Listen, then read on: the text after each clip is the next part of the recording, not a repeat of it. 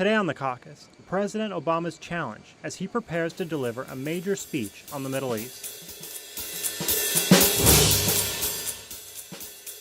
I know when President Obama came here after his election to speak and to introduce himself and to reintroduce America to the Arab world, there was quite a bit of anticipation. To a surprising extent, that has vanished. President Obama, like America itself, is not very popular here. There's quite a bit of skepticism. Part of the purpose of this speech is to reclaim a bit of the narrative on the Arab Spring.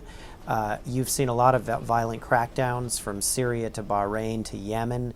And Mr. Obama's response to each of these has, in effect, muddied his message. The Arab world, much more than even a year ago, is concerned with itself. There's a sense that Arab people are doing it for themselves, and nowhere is that stronger or more palpable than here in Egypt, and more of a kind of shrug towards the United States. But the difficulty is, the administration still argues that you have to take each of these countries on its own terms and that not every country demands the same response. So there's a little bit of a paradox here. The question in people's minds, I think, is how will President Obama distinguish morally between a U.S. policy towards Libya, where the U.S. has backed a military involvement to try to bring down Colonel Gaddafi, and other dictatorships around the region where dictators like Colonel Gaddafi have used force to suppress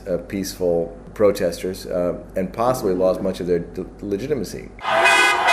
In the United States, bin Laden remains, a very emotionally charged figure for so many Americans, much more so, ironically, than he does in the Arab world. It was notable to me, moving around Cairo, that event didn't particularly change perceptions of the U.S. or President Obama.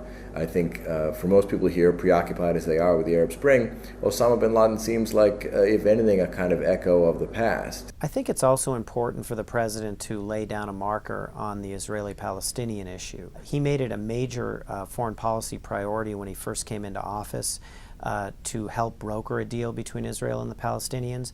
It remains a very important issue with Jewish voters, and I think he wants to show that despite 2 very difficult years, he hasn't given up on this and is still pushing for a historic agreement.